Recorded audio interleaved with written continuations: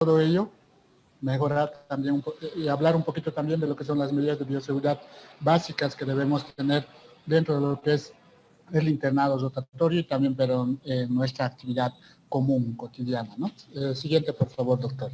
Entonces, esta presentación se divide en dos partes, uno en lo que es los antecedentes del COVID-19 a nivel mundial y de Bolivia, y en la segunda parte en lo que son las medidas de bioseguridad durante este periodo de cuarentena que ya estamos culminando y el retorno a las actividades laborales ya de manera cotidiana que se va a ir dando a partir de lo que es el mes de marzo, ¿no? Porque ustedes deben saber que se ha reducido el número de fichas, que se ha ido reduciendo el tema de turnos en los hospitales, pero ya posteriormente todo va a retornar prácticamente a la normalidad en la parte laboral para fines del mes de marzo hasta abril, ¿no?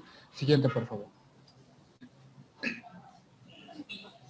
Bueno, simplemente a manera de antecedentes, esta es la cronología de cómo ha ido apareciendo el COVID-19 desde el primer caso reportado el 1 de diciembre del 2019 hasta la fecha. Ya ha pasado más de un año y fíjense que justamente va coincidiendo el tema de los tiempos que habíamos hablado para lo que es la generación de una posible vacuna. Hasta el momento solamente tenemos uno que está aprobado por la Organización Mundial de la Salud y el restante aún está en lo que son estudios de fase 3, ¿no? Siguiente, por favor.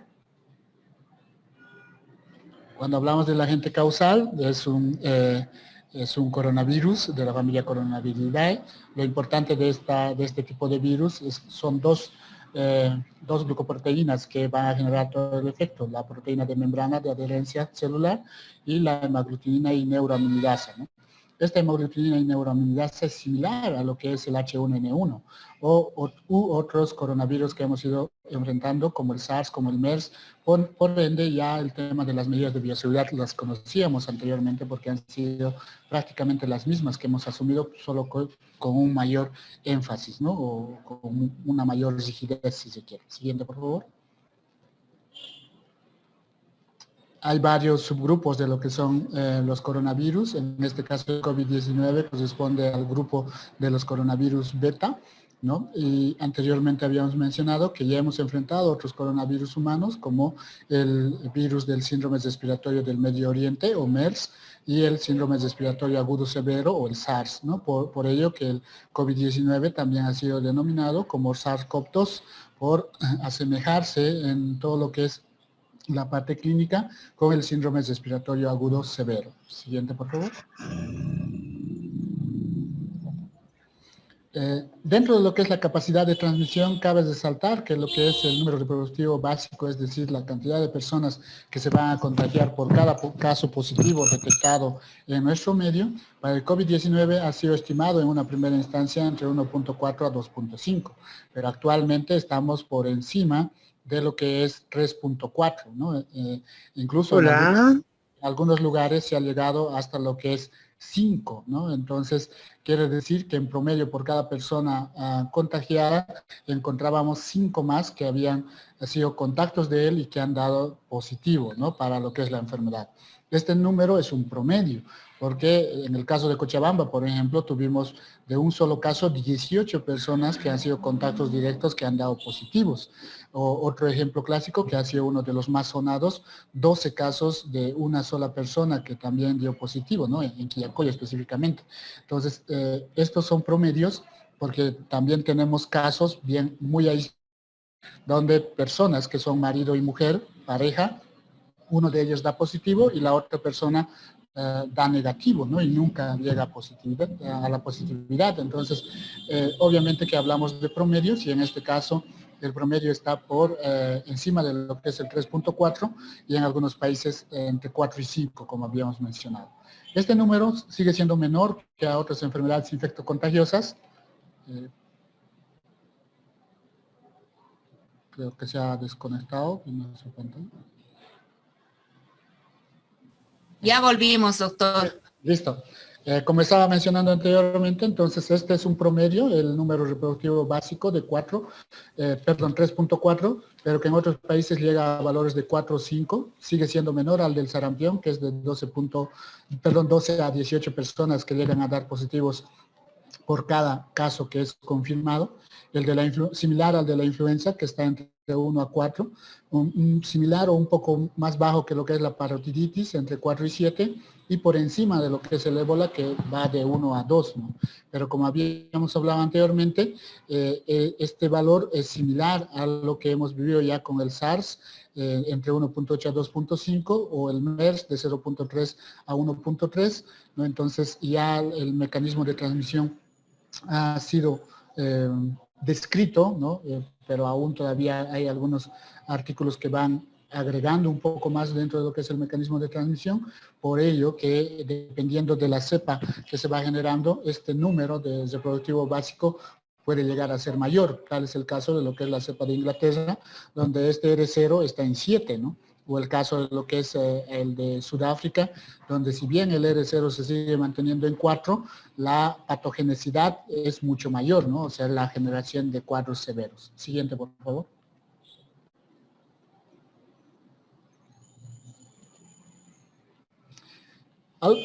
Un tema que no hay que descuidar es el tema del periodo de incubación. Pues si bien las personas pueden estar completamente asintomáticas, hay que recordar que el inicio de los síntomas va desde lo que es el 5.º día hasta el día 14. Hay personas que recién al día 10, 11, 12 o 14 comienzan con lo que son los síntomas. Por eso el punto promedio es de 7, pero en la gran mayoría comenzamos ya al 5.º día con la sintomatología, mínimamente. Sin embargo, cabe resaltar que las personas ya al 2.º día son potenciales contagiadores, es decir, que pueden transmitir el virus hacia otras personas. Y por ello la importancia de no descuidarnos de lo que son los posibles pacientes asintomáticos, y en muchos protocolos de atención en los diferentes establecimientos les van haciendo pruebas rápidas a aquellas personas que son potenciales asintomáticos, ¿no? Es decir, personas que han estado en contacto directo con personas que son positivas, y los adolescentes o personas jóvenes que presentan sintomatología leve, como una febrícula, por ejemplo, que podría ser el inicio de esta enfermedad. Siguiente, por favor.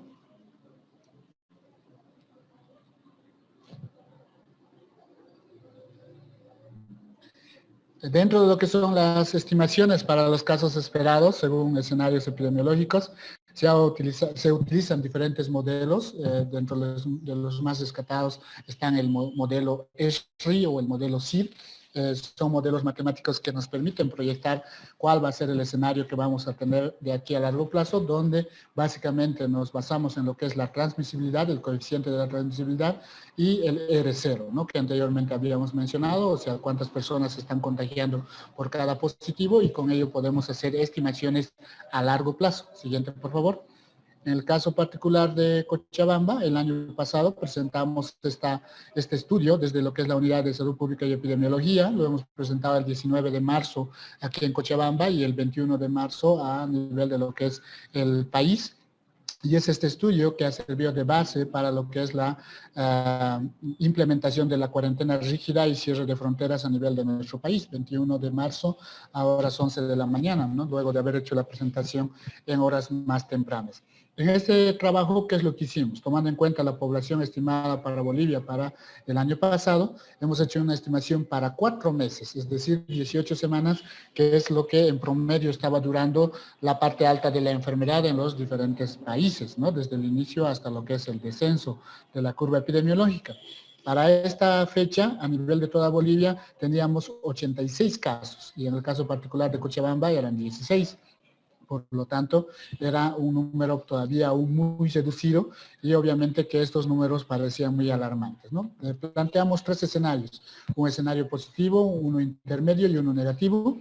El positivo, donde el aislamiento es tipo cuarentena; el intermedio con un aislamiento parcial que estábamos viviendo durante esa semana. Recordarán que solamente se cesaba hasta las 4 de la tarde y luego venía lo que es la cuarentena. Y el de la movilización libre, el escenario negativo. Entonces, en aquella oportunidad habíamos mencionado que en 4 meses podríamos superar lo que son los 11.000 casos en un escenario positivo versus los 116.000 casos en un escenario negativo, ¿no? Entonces, en estos 4 meses hemos llegado a poco más de lo que son 36.000 casos, es decir, hemos entrado en un escenario intermedio. Pero ya en estas 2 olas hemos superado los 200.000 casos y estos números que parecían muy grandes en aquella época prácticamente han quedado pequeños, ¿no? Bueno, cabe considerar que esta proyección ha sido realizada para lo que son 4 meses y no así para 2 olas como ya hemos estado viviendo ahora, ¿no? Pero simplemente es resaltar de que dependiendo del tipo de medidas que se van asumiendo, obviamente la cantidad de casos es mucho mayor y ustedes cuando estén en el internado lo van a ir viendo, ¿no? Ayer, por ejemplo, estuve en el complejo hospitalario Viedma y algunos residentes de ahí comentaban, por ejemplo, me comentaban y decían, sí se nota que ya la cantidad de pacientes por el tema de COVID no han estado llegando, ¿no? Porque tenían gran cantidad de pacientes que se rechazaban en la puerta porque no tenían ningún espacio ya donde estar. Aún existen varias personas que están esperando ahí en la fila, bueno, están en sillas de ruedas, etcétera, las camillas están completamente llenas en esa área de observación, pero por lo menos ya no es como ocurría el año pasado, ¿no? Siguiente, por favor. Ahora, ¿cuál es la situación que está ocurriendo en este momento? ¿Cuál es la situación epidemiológica de COVID-19 en nuestro país y en nuestro departamento? Siguiente, por favor. Cabe resaltar que en nuestro país venimos atravesando lo que es la segunda ola o el segundo pico de lo que es la enfermedad. Y al igual que ha ocurrido en otros países, lamentablemente este segundo pico ha sido mayor al de la primera ola. Pero la gran diferencia, y se pueden fijar de manera gráfica en esta imagen tomada de Google, ¿no? Que el ancho de lo que es esta curva epidemiológica es mucho menor. Prácticamente es el 60% de lo que teníamos en la primera ola.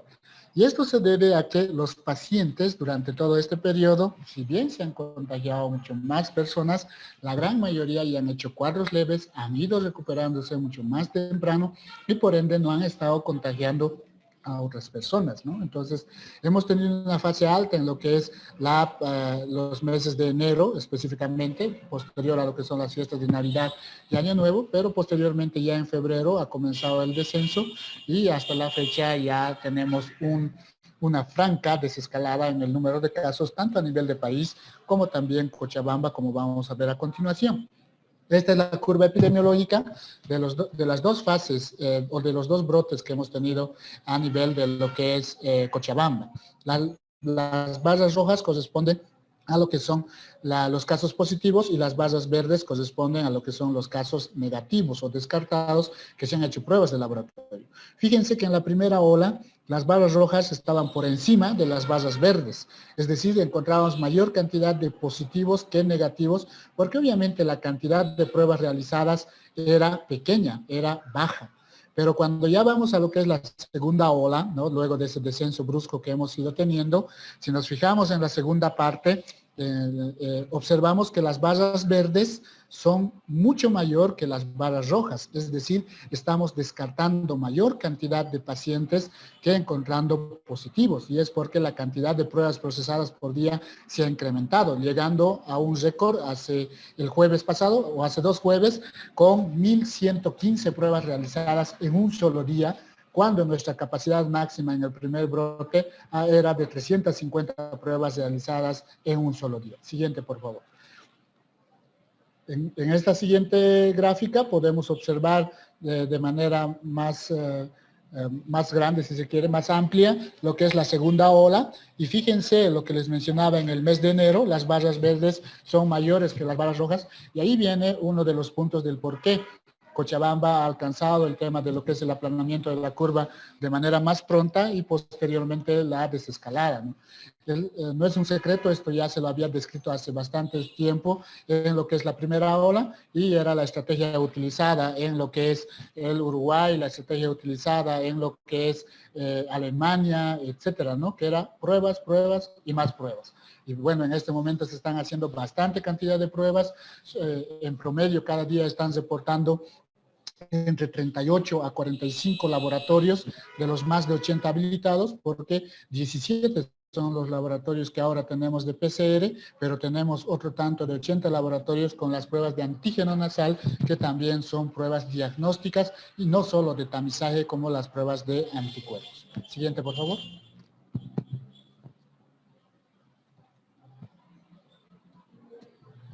Bueno, el 28 de diciembre, una más por favor, ha sido declarado oficialmente en Cochabamba el inicio del rebrote de esta segunda ola, porque hemos pasado de lo que es un crecimiento de tipo proporcional hacia un crecimiento de tipo exponencial. Si solamente vemos las barras de los casos positivos, en el caso de Cochabamba, la cantidad de positivos en esta segunda ola ha sido menor, prácticamente casi la mitad de lo que hemos tenido en la primera ola. Y además de ello, volvemos a resaltar el tema del ancho o el periodo de duración de esta segunda ola, también ha sido mucho menor, producto de las diferentes medidas de contención que se han asumido en nuestro departamento, como el cierre de las actividades deportivas. Santa Cruz ha acabado el campeonato del liguero con público, ¿no? El tema de las fiestas de fin de año, Cochabamba ha sido uno de los que ha cancelado.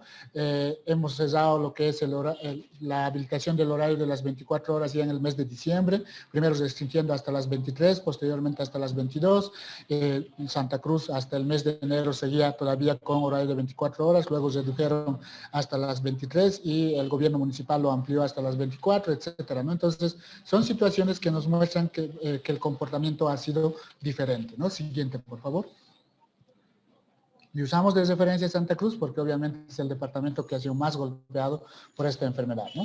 Cuando vemos el promedio de casos de los últimos 7 días a nivel de lo que es Cochabamba, observamos también que esta segunda ola ha sido mucho menor que en la primera ola, donde específicamente en el mes de julio incluso hemos llegado a alcanzar más de 600 casos en un solo día.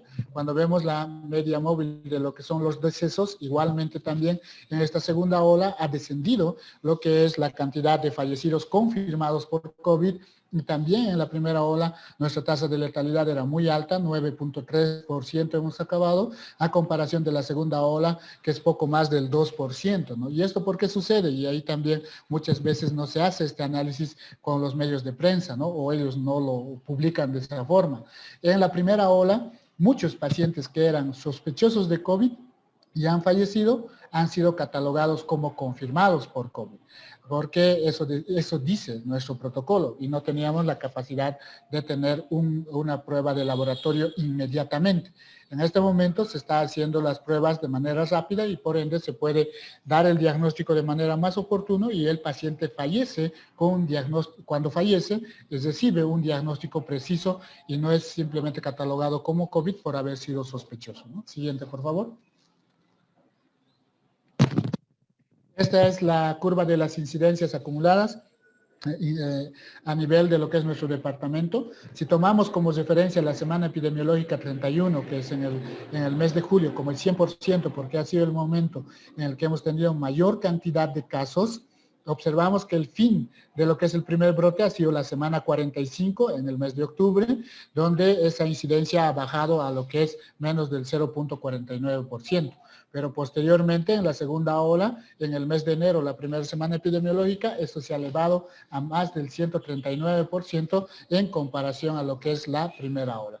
Con la letalidad ha sucedido algo similar, ¿no? La mayor tasa de letalidad lo hemos ido teniendo en lo que es la semana 45, donde prácticamente hemos dado por finalizado lo que es la primera ola, pero esto se debe a que teníamos menor cantidad de casos, pero esos casos lamentablemente eran más severos y han fallecido, ¿no? Hemos tenido 4 casos, 2 del municipio de Morochate y 2 del municipio de Tacachi, que los 4 han fallecido y por ello que Tacachi, por ejemplo, hasta este momento tiene 100% de letalidad, porque han sido los únicos 2 casos que se ha presentado hasta el momento, ¿no? Siguiente, por favor.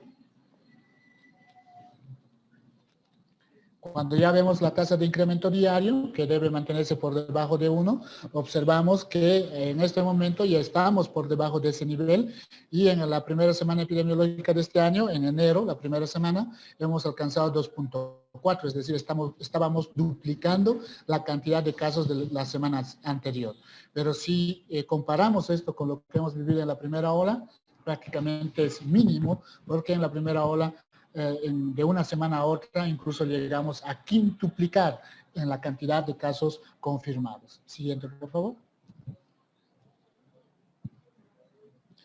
Cuando ya vemos el porcentaje de positivos, lo que hablábamos anteriormente, ya en el mes de enero, porque solamente nos muestra diciembre y enero, en la primera semana del mes de enero, o los primeros días de enero y los últimos días de diciembre, que era la semana 53, es ahí donde hemos tenido la tasa de positivos más alto, pero posteriormente ha ido disminuyendo y ya para lo que es el mes de febrero prácticamente esto se ha reducido a poco más de lo que es el 12%, ¿no? Entonces, eso es un buen indicador porque si bien no se ha reducido la cantidad de pruebas realizadas, porque por día se están haciendo entre 700, 800 a 900 pruebas, con ese récord que les había hablado de la semana pasada de 1115, pero el día de ayer también se ha roto otro récord, ¿no? Porque se han hecho poco más de 1000 pruebas de hisopado nasofaríngeo como tamizaje en lo que es la EMI y adicionalmente se han realizado poco más de 800 pruebas dentro de lo que son los otros laboratorios y con ello la cantidad de positivos ha sido poco más de 150, ¿no? Es decir, la cantidad de positivos realmente se ha ido reduciendo. Siguiente, por favor.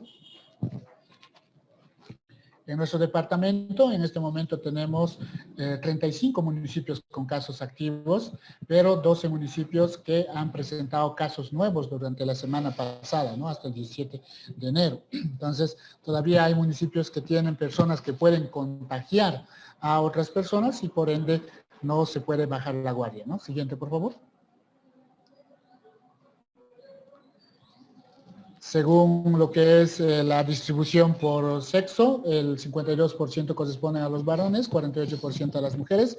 El grupo etario más afectado sigue siendo de 20 a 39 años, que es el grupo donde se encuentran ustedes, ¿no? Y obviamente que hay que, tanto en la primera ola como en la segunda ola, la primera ola representada por las barras rojas y la segunda ola representada por las barras verdes, en ambos casos nos muestra que las personas de 20 a 39 años es el grupo más afectado. Pero adicionalmente a ello le sigue las personas mayores de 60 años. Y esto es lo preocupante, ¿no? Porque en el caso de lo que es la letalidad, prácticamente más del 80% de los fallecidos son personas adultas mayores. Y por ende es este grupo el que damos prioridad para lo que son los cuidados con diferentes suplementos y demás que se está entregando durante el rastrillaje, en el entendido de que si ellos caen con el COVID, al tener enfermedades de base, obviamente se dificulta mucho más su situación. Si observamos en las bases verdes en la fila de abajo, que correspondiente al 2021, también sigue siendo el grupo de 20 a 39 años los que tienen una mayor incidencia de casos. Siguiente, por favor. Cuando ya vemos el tema de lo que es el porcentaje de positividad, es decir, número de casos positivos y descartados por día en este segundo rebrote, entonces observamos que ya en lo que concierne al mes de febrero, en la semana epidemiológica 7, se ha ido disminuyendo la cantidad de positivos y los descartados ha ido aumentando, ¿no? Siguiente, por favor.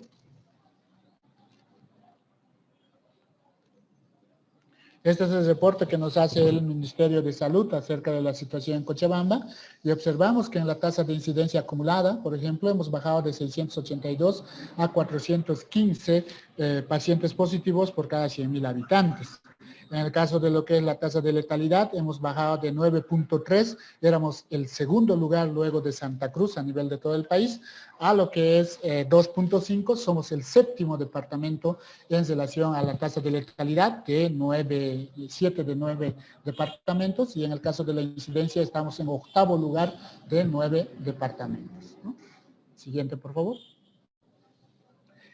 Aquí se puede observar de manera mucho más precisa lo que les había mencionado anteriormente. En el primer cuadro, la tasa de incidencia acumulada, 415, estamos en octavo lugar a nivel de todo el país.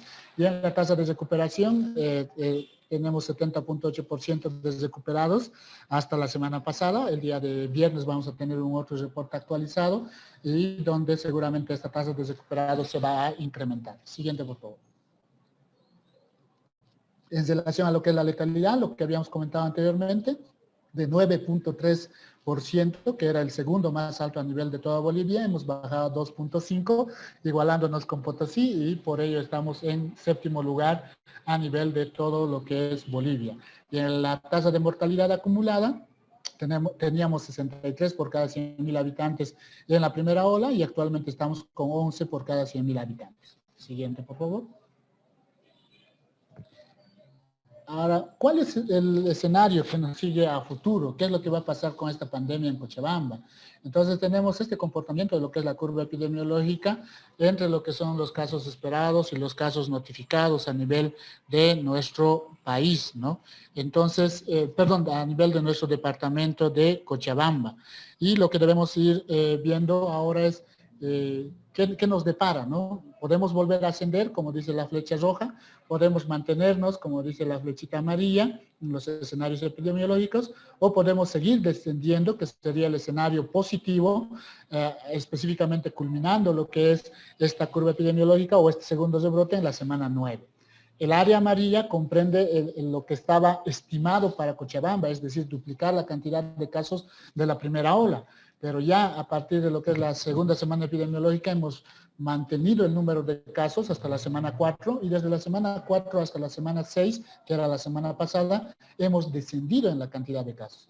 Para esta semana estaba estimado tener 3.300 casos, pero hasta este momento en el acumulado que tenemos no superamos los 450 y por ende la cantidad de casos confirmados seguramente va a ser también menor, pero va a depender de las medidas que se asuman, por ello que no se ha aperturado todo para seguir manteniendo estos números bajos y mejor aún para descender en el número de casos y ya para la semana 9 estar concluyendo esta segunda ola. Siguiente, por favor.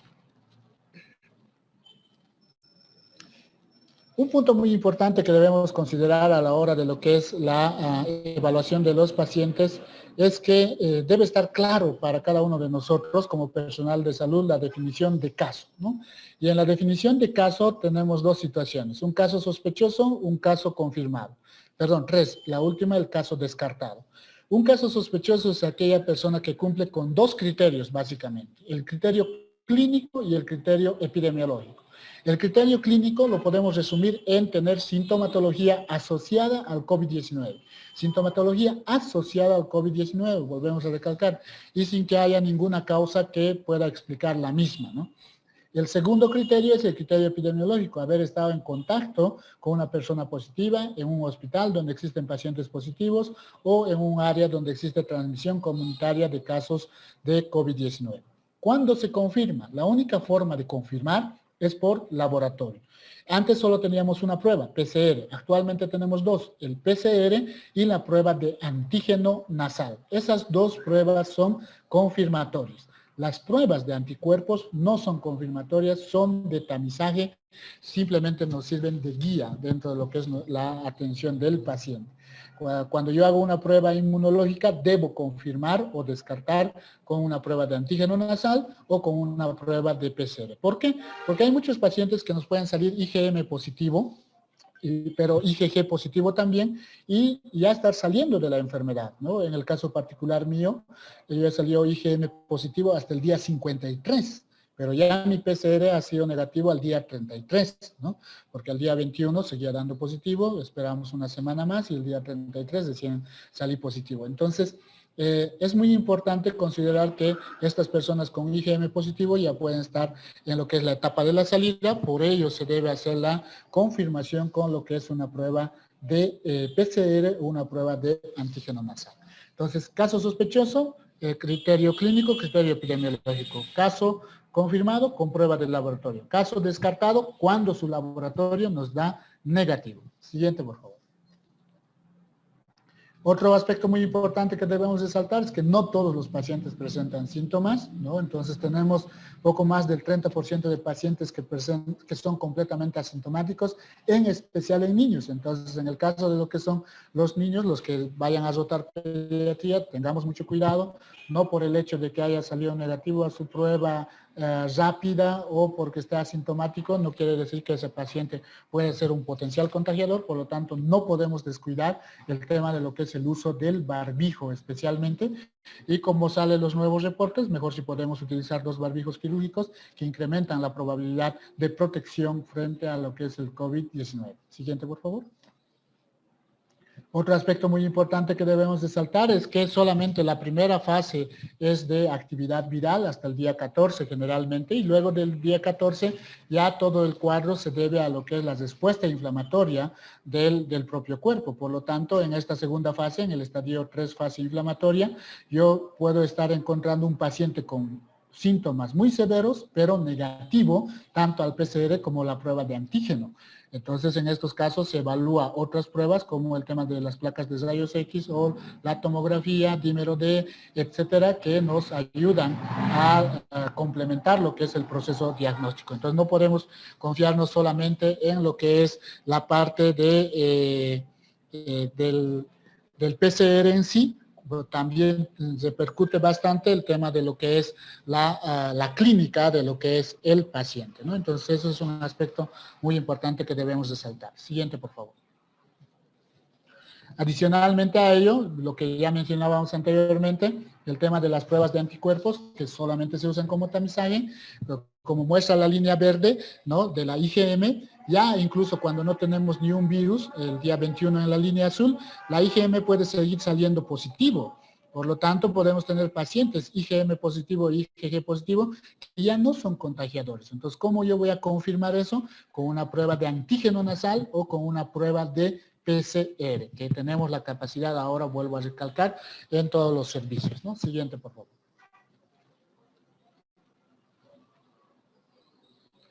Y en el caso de lo que es la prueba de anticuerpos, este cuadrito nos ayuda bastante para lo que es la verificación del cuadro en el que se encuentra. Entonces, el PCR nos ayuda bastante en lo que son las etapas tempranas, fíjense, los 4 primeros serotipos o fenotipos, perdón, de la presentación de la enfermedad, pero ya en los últimos, en las etapas tardías, nos ayuda bastante el tema de lo que son las pruebas de anticuerpos, especialmente para saber si debemos hacer vigilancia de los familiares, de los contactos con los que ha estado ese paciente, etcétera, etcétera. Siguiente, por favor.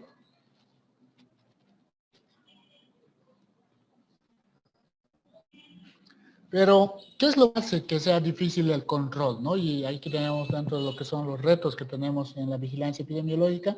Primero, el tema de discriminación, ¿no? Entonces, si alguien sale positivo, no lo hace a esta persona como el malo de la película, ¿no? Entonces eso ha hecho que muchas personas oculten sus síntomas, no avisen. Por eso que muchos pacientes no avisan que tienen síntomas, porque incluso en los hospitales han sido rechazados, han sido bloqueados. Cabe resaltar que existe un decreto supremo de que sigue vigente, que al personal de salud nos obliga a atender a todos los pacientes. Es decir, no podemos rechazar a nadie. Si yo rechazo y ese paciente le pasa algo, fallece o algo, la persona que ha rechazado tiene una responsabilidad de tipo penal, no de tipo administrativo. Entonces tengan cuidado con esa parte. Tenemos una enfermera de la ciudad de Santa Cruz que está en la cárcel, ¿no? Le han dado 3 años de cárcel justamente por haber rechazado pacientes que posteriormente han dado positivo para el COVID y lamentablemente algunos de ellos han fallecido. Siguiente, por favor. Adicionalmente a ello, el tema de lo que es la contención focalizada, no todos los municipios, no todos los centros tienen casos de COVID en este momento, y por ello que se ha optado por lo que es la contención focalizada. Se hace rastrillajes en las áreas de los municipios con alto riesgo. Cada semana, cada jueves se actualiza lo que es el índice de alerta temprana, anteriormente llamado índice de riesgo municipal, y con ello sabemos qué municipios están en riesgo alto, donde se debe intensificar lo que son las medidas de contención, y qué municipios están en riesgo medio bajo, donde obviamente las medidas ya se flexibilizan mucho más. Siguiente, por favor. ¿Qué medidas de bioseguridad debemos tomar a la hora de salir, no? Es como cuando vamos a comprar, conocen ya el protocolo ustedes, tratar de no utilizar llaves, carnet, tarjetas, o sea, llevar lo mínimo posible, siempre tener el piso mojado con detergente o con lavandina, ¿no? Si voy a utilizar bolsas recipientes, desinfectarlo siempre, lavar con agua y jabón de manera permanente las manos, la planta de los pies con alcohol al 70%, protegernos lo que es evitar que el cabello esté suelto en el caso de las mujeres, ¿no? Entonces tendremos que optar también por esa situación, por ello que dentro de los hospitales utilizamos también el gorro, proteger los ojos, la nariz y la boca mínimamente. El tema de si yo voy a utilizar guantes, también debo desinfectar los guantes, tratar de no llevar accesorios como aretes, anillos, reloj, donde probablemente no se va a poder lavar bien y se puede mantener el virus. Si voy a llevar dinero, que sea fraccionado, ¿no? Para que no esté recibiendo billetes de personas que probablemente también puedan tener la enfermedad, etcétera, ¿no? Siguiente, por favor. Adicionalmente a ello, cuando vamos a salir a comprar algo, ¿no? Hay que asignar solamente a una persona, no salir todos al mismo tiempo, cumplir con todo lo que son los protocolos de bioseguridad, dentro del domicilio ya desinfectar todo aquello que hemos traído de la calle, limpiar el piso con detergente de manera permanente, el área donde están, bañarse cada vez que venimos llegando al domicilio, desinfectar todos los objetos que pudiesen ser medios de transporte del virus. Y este es un tema muy importante, ¿no? Porque yo puedo llegar del hospital, dejo mi llave y esa mi llave lo levanta mi sobrino o mi madre o mi abuelito y probablemente pueda estar contagiando de manera involuntaria, ¿no? Porque ha estado descrito de que en estos elementos el virus puede vivir incluso hasta poco más de 10 horas, ¿no? Dentro de la casa, todos los días siempre, el tema del aseo, el lavado de manos, que ustedes lo conocen muy bien, cumpliendo todos los pasos, no solamente las palmas, sino también los dorsos y entre los dedos, ese es un aspecto muy importante, y con todo ello evitar lo que es la transmisión de la enfermedad dentro de nuestros domicilios. Siguiente, por favor. Adicionalmente a ello, el tema de lo que es el uso de la mascarilla facial, que no excluye lo que es el uso del barbijo, siempre debemos usar de manera continua. La mascarilla nos sirve sobre todo para lo que es la protección de los ojos, por eso que las personas que usan lentes, por ejemplo, tienen una menor probabilidad de contagio del COVID-19 porque no tienen una vía de ingreso por la vía de la mucosa conjuntival. Eso ha sido descrito hace 2 semanas, creo que salió el estudio, ¿no?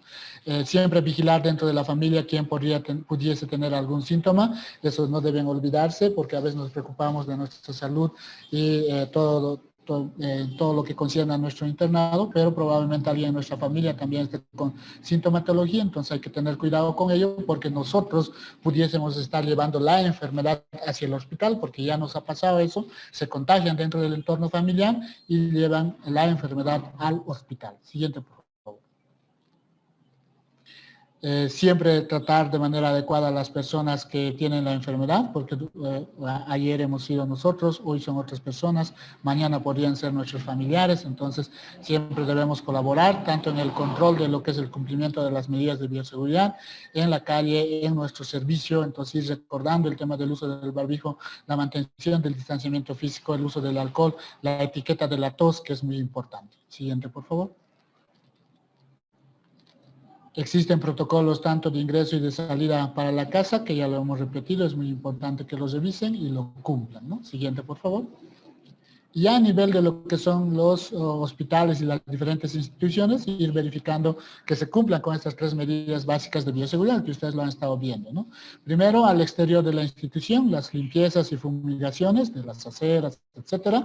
A la puerta de ingreso, donde se hace el triaje clínico con lo que es la evaluación de los síntomas y signos, especialmente el signo de la temperatura, es uno de los más utilizados. Las cámaras de desinfección, que es simplemente se solicita que sean de medio cuerpo para abajo, no las que te mojan completamente todo el cuerpo, porque el mayor riesgo es mojar el barbijo, ¿no? Y barbijo mojado es barbijo inutilizado, por eso que el año pasado hemos recomendado que no se usen ya estas cámaras, debido a que en la gran mayoría de donde provenía el chorro era desde la parte superior, ¿no?